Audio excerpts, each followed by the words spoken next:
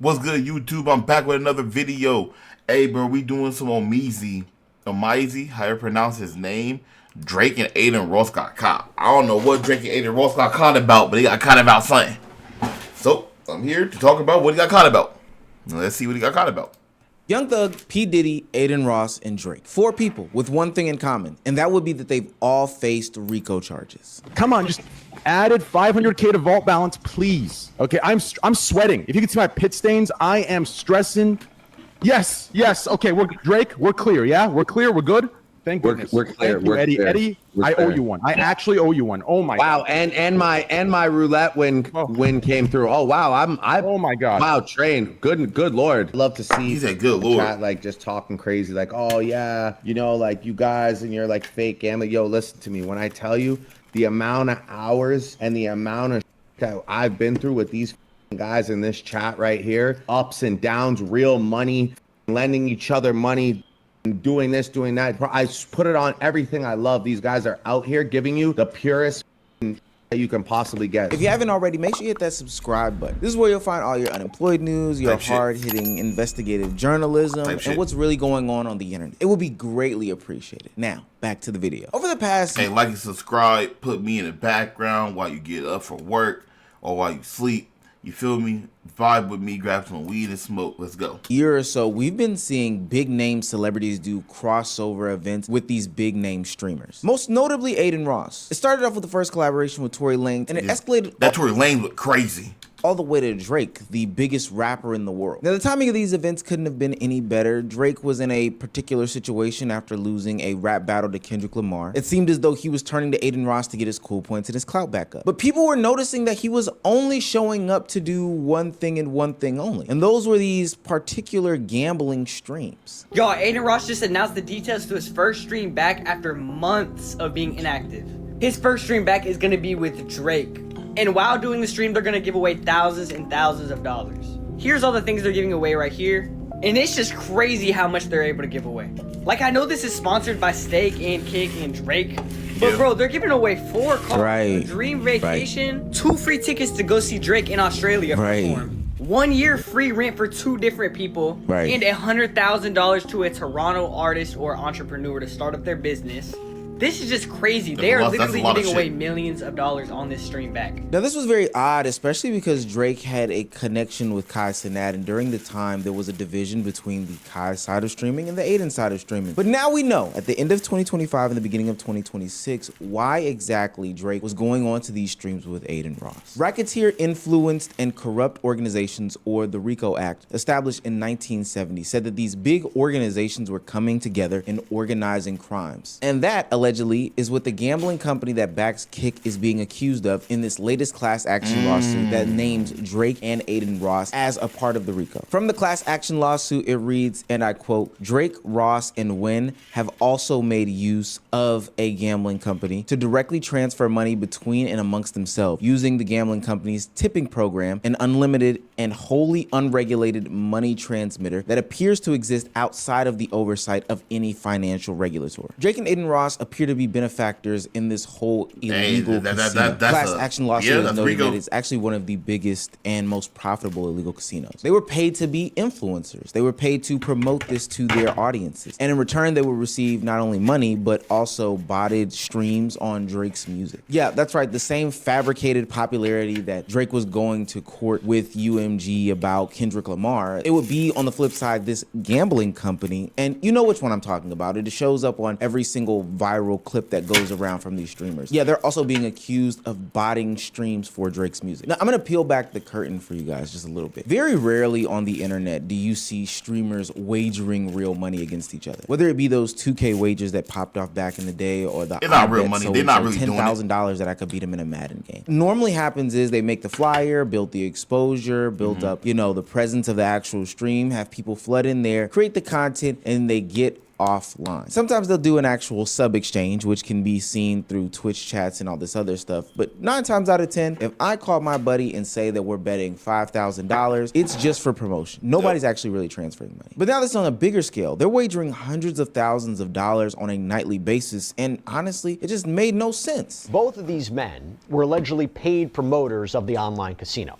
So the complaint alleges that they live streamed gambling sessions, that they posted giveaways, and presented themselves as actively betting what they have, all while encouraging fans to do the same, but that might not be the case. So the plaintiffs claim there was a crucial detail that viewers weren't told. I can see that being scam, bro. Hey, we already know Adin Ross is a kosher eater. Now they eat kosher salt. So we already know how they are with money. Quote, though Drake and Ross purported to be gambling with their own online casino cash, it was in fact provided to them by the house. No duh. So in other words, the complaint claims that the gambling that audiences saw wasn't truly personal risk. It looked real enough to influence viewers into wagering their own money, but that wasn't the case. They were being falsely misled. I remember seeing those tweets every single weekend. So-and-so big name celebrity put a huge amount of money down on such and such boxer. And I always knew something was fishy, but what it did was it drew a lot of people to get to these platforms to then put their own real money down in exchange for these tokens and coins that were platform specific. And that's how they kind of swept everything underneath the rug. But I'm here to tell you that all those times on all those streams where people were playing all of those games and they were wagering different things, or they were just playing the slots with big money payouts, yeah, that wasn't their actual money. That was all on the house. Yeah, I'm like, bro, these niggas are winning like frequently. Like they're winning so consistently. On Mars, there's no way to just winning $1 million and getting it right away. No way possible. Well, this is where you really need to lock in because it gets worse from here, in my opinion. In a past video where I highlighted NBA players going through their own sort of investigation about gambling, I talked about how bad online gambling is getting in the United States. The statistics behind it are actually quite tremendous. We're talking about depression, anxiety, foreclosures, bankruptcies, DV, and then even life-ending events, all backed by, you know, people being addicted to this harmful. I don't know how you get addicted to gambling, bro. Like, my mom always goes to the casino. She always at the casino. She's not addicted, but she goes a lot, right? It's her, like, I guess, peace of mind. I be going. She give me like $100 to play because I don't gamble. I'm like, bro, I'm not gambling my money. So she give me $100. She give me money to play, right? Nigga, I lose $20. I lose my head. I'm like, bro, what the fuck? I just won $20. Y'all play this shit? And I'm like, bro, hell nah. I win big sometimes. I win like, oh, you won. I'm like, oh, cool. Like, cool. I still lost money. Like, nah, bro. Gambling is not for me. Maybe if I got dumb money to lose, to blow. But other than that, bro, no. Other than that, no.